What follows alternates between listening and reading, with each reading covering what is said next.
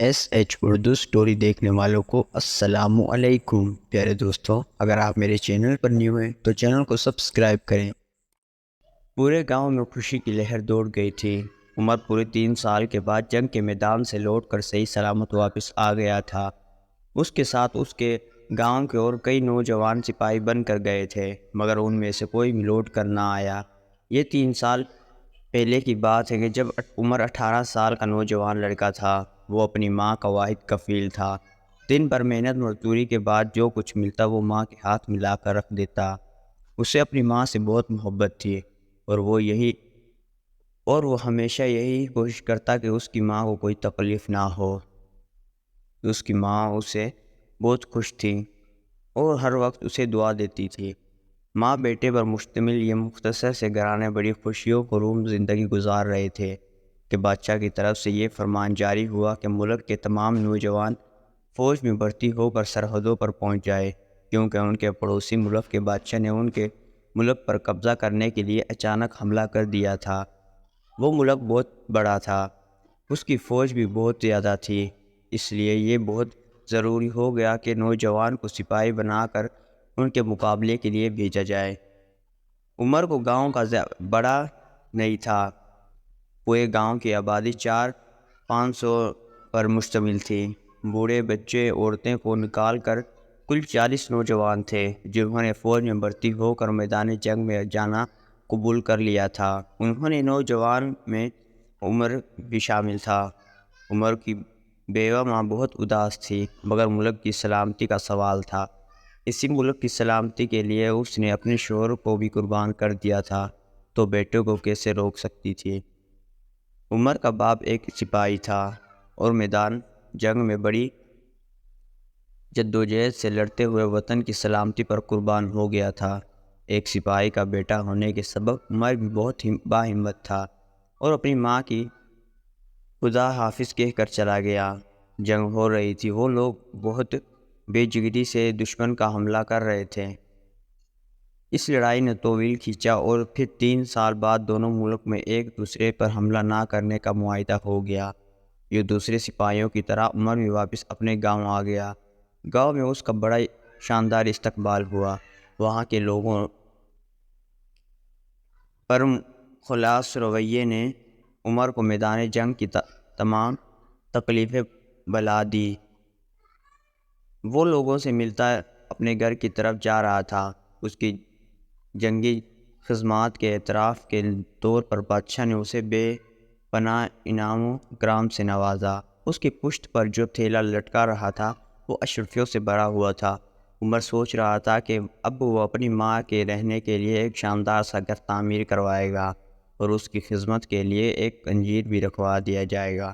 مگر جب وہ اپنے گھر کے سامنے پہنچا تو اندر جانے سے پہلے اسے ایک گاؤں کا بوڑھا شخص نے اسے روک لیا۔ بیٹا عمر، ہم تمہارے آنے کی خوشی میں تمہیں ایک افسوسناک خبر سناتا ہوں۔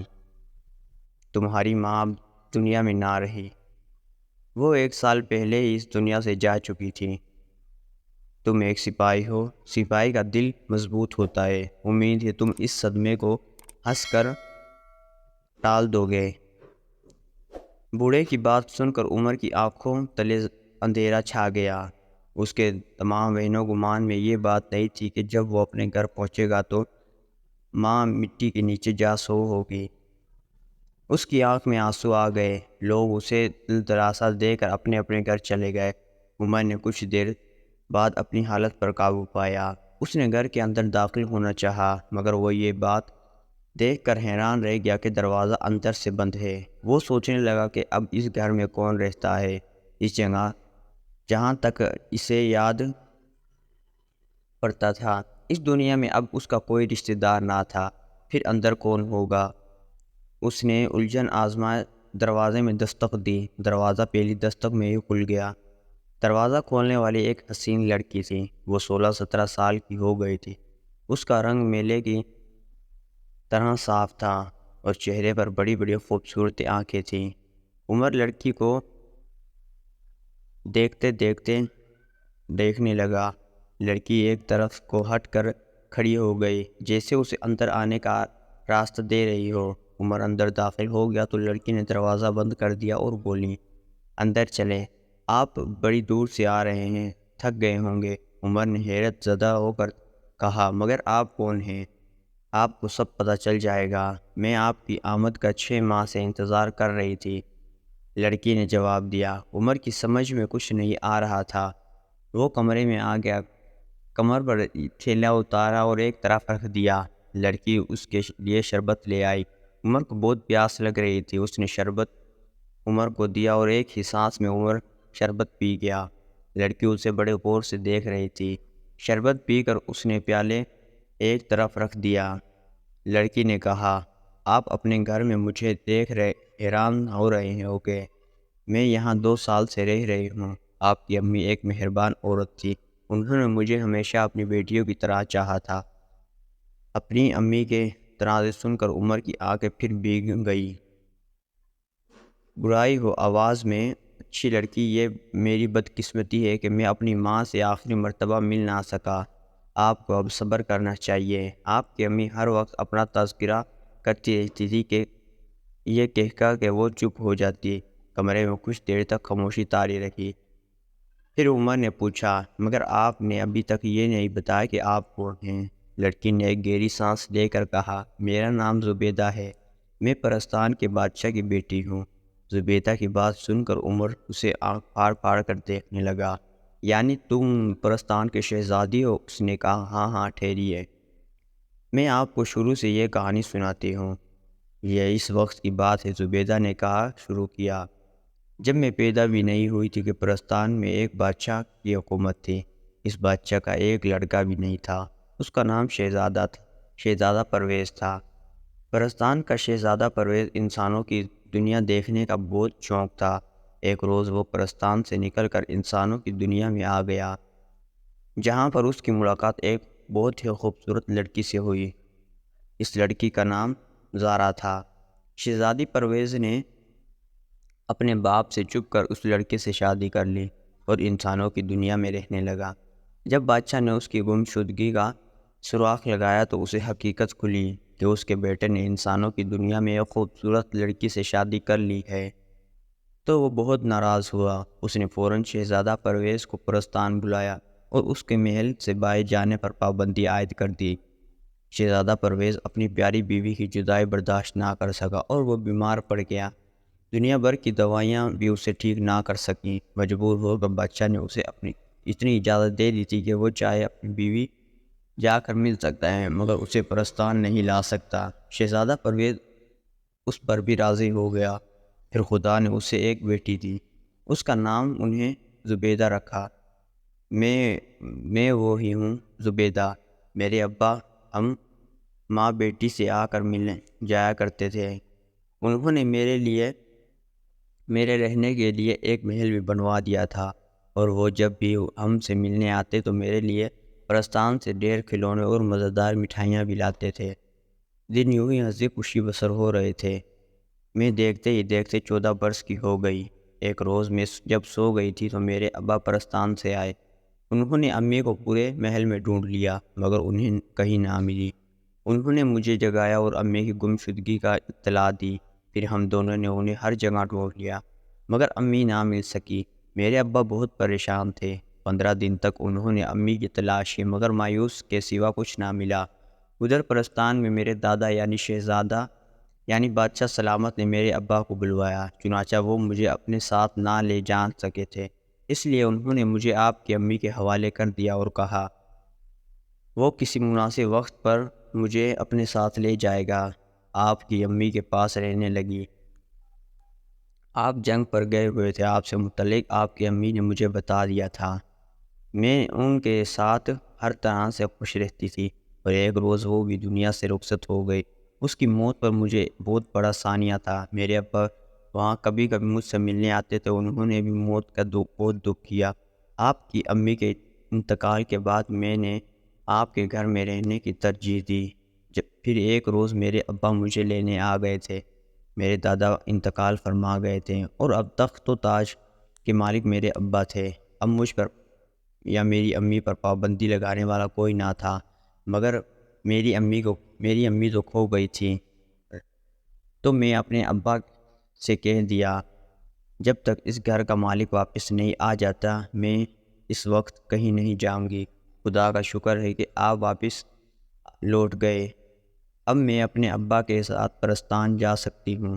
عمر بڑی دلچسپی سے زبیدہ کی کہانی سن رہا تھا۔ وہ خاموش ہوئی اور اس نے کہا، زبیدہ آپ تو بڑی عجیب و غریب سنائی ہے۔ میں آپ کا شکر گزار ہوں کہ آپ نے میرا انتظار کیا۔ آپ اپنے ابا کے ساتھ ضرور جائیں، خدا کرے کہ آپ کی امی بھی مل جائے۔ وہ نہ جانے کہاں ہوگی، زبیدہ اداس ہو کر بولی۔ خدا ہی بہتر جانتا ہے کہ اب ان میں معمولی ہوگی یا نہیں۔ آپ نے اپنی امی کی بہت خدمت کی ہے، تو میں آپ کی امی ڈھونڈنے میں کوشش کروں گا تاکہ بدلہ اتار سکوں، عمر نے کہا۔ اس کی بات سن کر زبیدہ خوش ہو گئی۔ پھر اس نے کمرے کے کونے میں رکھا ہوا ایک خوبصورت قالین نکالا اور بولی، یہ جادو کا قالین ہے، یہ ہمیں تھوڑے سے وقت میں پرستان پہنچا دے گا۔ ہمیں سے یا کیا مطلب؟ عمر نے تعجب سے پوچھا۔ میری خواہش یہ ہے کہ آپ بھی میرے ساتھ پرستان چلے، زبیدہ نے کہا۔ چند دن میرے مہمان رہے، پھر ہم دونوں مزے سے پرستان کی سیر کریں گے۔ اس کی بات سن کر عمر مسکرائے۔ یہ تو بڑی اچھی بات ہے، بچپن میں پریوں کی کہانی سنتے تھے، اب پریوں کی سرزمین پر اپنی آنکھوں سے دیکھ لوں گا۔ پھر ہم یہ سفر رات کو شروع کریں گے، ورنہ اگر لوگوں نے ہمیں اڑتا دیکھ لیا تو وہ حیرت کے مارے بے ہوش ہو جائیں گے۔ میرے ابا بھی رات کو ہی مجھ سے ملنے آتے تھے، زبیدہ نے کہا۔ ٹھیک ہے، عمر نے سر ہلا کر بولا۔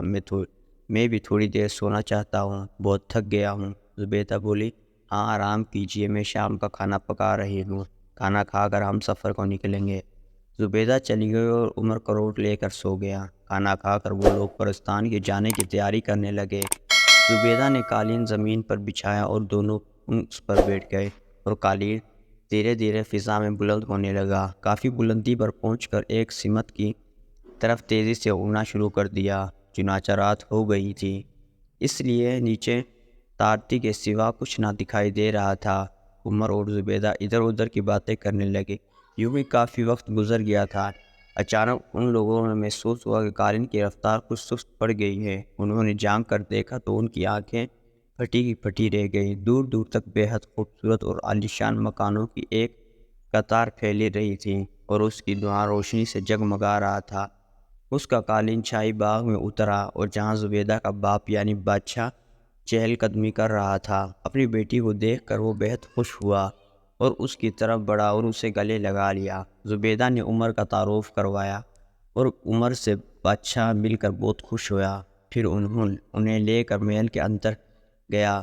محل کو دیکھ کر عمر بڑی حیرت و اندیز سے دیکھ رہا تھا۔ اتنا خوبصورت اور عالی شان محل اس نے خوابوں میں بھی نہیں دیکھا تھا۔ زبیدہ بھی یہاں آ کر بے حد خوش ہو گئی تھی۔ بادشاہ ایک ٹھنڈی سانس بھر کر بولا، زبیدہ بیٹی، کاش آج تمہاری ماں اس جگہ ہوتی تو وہ کتنا خوش ہوتی۔ میں نے اسے دنیا کے کونے کونے میں تلاش کر لیا مگر وہ نہ ملی۔ ماں کے ذکر نے زبیدہ کو رنجیدہ کر دیا اور وہ سبکیاں لے کر رونے لگی۔ بادشاہ نے بڑی مشکل سے اسے چپ کروایا۔ اس کا دل بہلانے کے لیے فوراً پریوں کے ناچ کا انتظام کیا گیا۔ زبیدہ اور عمر خوبصورت پریوں کے ناچ سے لطف اندوز ہونے لگے۔ ناچ ختم ہوا تو دونوں باغ میں نکل آئے۔ باغ میں ہر طرف بھیگی بھیگی خوشبو پھیلی ہوئی تھی۔ ان دونوں کو ایک باغ سیر کرنے میں بڑا لطف اندوز آ رہا تھا۔ اچانک زبیدہ کو کچھ یاد آیا اور وہ چلتے چلتے رک گئی اور عمر سے بولی، عمر آپ کو اپنا وعدہ یاد ہے نا؟ ہاں مجھے اچھی طرح یاد ہے، عمر نے سر ہلا کر کہا۔ آپ کی امی کو ڈھونڈنے میں میری پوری کوشش کروں گا۔ اس کی بات نے زبیدہ کو مطمئن کر دیا تھا، مگر عمر سوچ میں پڑ گیا تھا کہ زبیدہ سے وعدہ تو کر لیا مگر اس کی امی کو کہاں سے تلاش کروں؟ یہ کام بہت مشکل تھا، مگر عمر ایسا نوجوان نہیں تھا کہ ہمت ہار کر بیٹھ جائے۔ اس نے عہد کر لیا تھا کہ جب تک زبیدہ کی امی نہیں ملی وہ چین سے نہیں بیٹھے گا۔ زبیدہ کی دوستی کئی پریوں سے ہو گئی تھی، یوں ہی وہ پرستان کی شہزادی بھی ہو گئی تھی، اس لیے اسے بڑی عزت دی جا رہی تھی۔ محل کے کنزیر پریوں سے بھی ان کی باتیں ہوئی گئی تھی۔ اس وقت وہ انہیں اس کے باغ میں جھولا جھول رہی تھی۔ عمر بادشاہ سے باتوں میں مصروف تھا۔ ابھی کچھ دیر پہلے بادشاہ نے ایک بوڑھی پری سے مل کر گئی تھی۔ عمر بھی وہیں موجود تھا۔ بادشاہ نے اس سے کہا، یہ بڑی بے میرے رشتہ دار کی خالہ ہے۔ جب میں نے تمہاری دنیا میں زارا سے شادی کی تھی تو سب سے زیادہ شور اس کی بڑی نے مچایا تھا۔ میرے ابا حضور کے کان میں یہ ہی آ کر کرتی تھی۔ دراصل یہ اپنی لڑکی کی شادی مجھ سے کروانا چاہتی تھی۔ انہی کی وجہ سے میری بیوی اور بیٹی اپنی اتنی مصیبتیں اٹھائی۔ اس کی بزرگی کا خیال کر کے میں نے انہیں ادھر ہی چھوڑ آیا تھا، ورنہ میرے تو جی بھی نہیں چاہ رہا تھا کہ ان کی شکلیں دیکھوں۔ اب بھی ان کا اصرار یہ ہے کہ میں ان کی لڑکی سے شادی کر لوں، مگر میں ابھی ایسا نہیں کروں گا۔ اگر یہ میرے ابا حضور کے کان نہ بٹتی تو میرے ابا کبھی بھی زارا پر پرستان پر پابندی نہ لگاتے۔ اس طرح وہ گم بھی نہ ہو گئی۔ بیچاری اب نہ جانے کہاں کس حال میں ہوگی۔ بادشاہ بے حد افسوس ہو گیا۔ تھوڑی دیر بعد عمر اس سے اجازت لے کر وہاں سے اٹھ گیا اور اپنے کمرے کی طرف چل دیا۔ اس کا کمرہ بھی بے حد خوبصورت قیمتی اشیاء سے بھرا ہوا تھا، اور وہ اپنے کمرے میں داخل ہوا ہی تھا کہ اسی بوڑھی پری کو دیکھ کر وہ چونک گیا۔ وہ اس کے بستر کے پاس پڑی ہوئی ایک کرسی پر بیٹھی گئی۔ عمر کو دیکھ کر اس نے چہرے پر مسکراہٹ پھیلا لی اور اس نے کہا، میں تمہارا ہی انتظار کر رہی تھی۔ مجھے تم سے چند ضروری بات کرنی تھی۔ میں بادشاہ کی خالہ لگتی ہوں اور میرا نام گلشن پری ہے۔ فرمائیے آپ کو مجھ سے کیا کام پڑ گیا؟ عمر نے دوسری کرسی پر بیٹھے ہوئے خوش اخلاق سے کہا۔ بوڑھی گلشن پری بولی، مجھے شہزادی زبیدہ کی زبانی پتہ چلی ہے کہ تم ایک معمولی سپاہی ہو، اور میں جانتی ہوں کہ سپاہی بہت غریب ہوتے ہیں۔ سنو، اگر تم ایک میرا کام کر دو تو میں تمہیں اتنی دولت دوں گی کہ تم شہزادوں کی طرح زندگی بسر کرو گے۔ مجھے دولت کا کوئی لالچ نہیں، تم اپنا کام بتاؤ۔ اگر میرے بس کا ہوا تو میں ضرور کوشش کروں گا۔ تمہیں معلوم ہے کہ بادشاہ کی بیوی کھو گئی ہے، مگر بغیر ملکہ کے بادشاہ کچھ اچھا نہیں کرتا، لہذا تم بادشاہ کو مجبور کرو کہ وہ میری لڑکی سے شادی کرنے پر آمیدہ ہو۔ گلشن پری نے اس نے اندازہ لگا لیا۔ گلشن پری خوش ماندہ انداز میں کہا، وہ تمہارے سمجھنے سے ضرور مان جائے گا۔ عمر نے اس کی بات کی ذرا توقع نہیں کی کہ گلشن پری اس قسم کا کام کروانا چاہے گی۔ وہ سوچ میں پڑ گیا۔ اس نے کہا، تم مطمئن رہو، میں بادشاہ سے اس مسئلے پر گفتگو کروں گا۔ گلشن پری خوش ہو کر چلی گئی۔ عمر کو وہ بوڑھی پری بڑی مکار معلوم ہوئی۔ ایک دم سے اس کے دماغ میں یہ خیال آیا کہ وہ زبیدہ اپنی امی کی گمشدگی کا ذمہ دار نہیں ہو سکتا ہے کہ اس نے یہ سوچ کر زبیدہ کی امی کو کہیں چھپا دیا ہو، بادشاہ کی طرف سے مایوس ہو کر دوسری شادی کر لے۔ یہ خیال اس کے دل میں بھا گیا، مگر اس کی تصدیق ضروری تھی۔ اس نے اسی وقت اپنی دنیا میں جانے کا فیصلہ کر لیا۔ رات زیادہ ہو گئی تھی۔ اس نے زبیدہ سے کہا، زبیدہ، میں انسانوں کی دنیا جانا چاہتا ہوں، کیا آپ مجھے وہ جادوئی قالین دے سکتی ہیں؟ زبیدہ پریشان ہو کر بولی، کیا آپ کا وہ دل پرستان میں نہیں لگ رہا، یا پھر آپ کو کوئی بات بری لگی ہے؟ نہیں نہیں، ایسی کوئی بات نہیں ہے، عمر نے ہنس کر جواب دیا۔ میں یہاں پر بہت خوش ہوں، اور بس ایک ضروری کام یاد آ گیا۔ اگر یہ بات ہے تو پھر ٹھیک ہے، یہاں کوئی چیز بھی استعمال کرنے کے لیے آپ اجازت مانگنے کی ضرورت نہیں۔ زبیدہ نے کہا، بہت بہت شکریہ۔ اچھا زبیدہ، ایک بات تو بتائیں، جب آپ کی امی کے ساتھ محل میں ہو رہی تھی تو وہاں پر آپ کے کتنے غلام تھے؟ عمر نے پوچھا۔ صرف ایک، وہ بھی 14-15 سال کا ایک لڑکا تھا۔ اس کا کام صرف اتنا تھا کہ وہ بازار سے سرف سودا لا کر دیتا تھا، باقی گھر کا ہر کام امی خود ہی کرتی تھی، زبیدہ نے بتایا۔ کیا آپ بتا سکتے ہیں کہ وہ لڑکا اب کہاں ملے گا؟ عمر نے دوبارہ سوال کیا۔ جب میں اپنی امی کی گمشدگی کے بعد محل چلی گئی تھی تو اس کو لڑکے نے نوکری سے جواب دے دیا تھا۔ اس نے مجھے بتایا کہ اب وہ ایک بڑائی کی ایک دکان پر نوکری کرے گا، مگر یہ سب کچھ آپ مجھ سے کیوں پوچھ رہی ہیں؟ زبیدہ نے بڑے حیرت سے پوچھا۔ یوں ہی وقت آنے پر آپ کو سب پتہ چل جائے گا، عمر نے جواب دیا۔ پھر اس نے جادوئی قالین نکالا اور اس پر بیٹھ کر اپنی دنیا کی طرف چل دیا۔ اس نے زبیدہ سے اس جگہ سے متعلق اچھی طرح دریافت کر لیا تھا جہاں ان کا محل تھا اور جس میں وہ اپنی امی کے ساتھ رہتی تھی۔ قالین نے اسے اس کے گھر اتار دیا۔ رات زیادہ ہو گئی تھی اور اس نے اپنے قالین کو لپیٹ کر ایک طرف رکھ دیا اور بستر پر گر گیا۔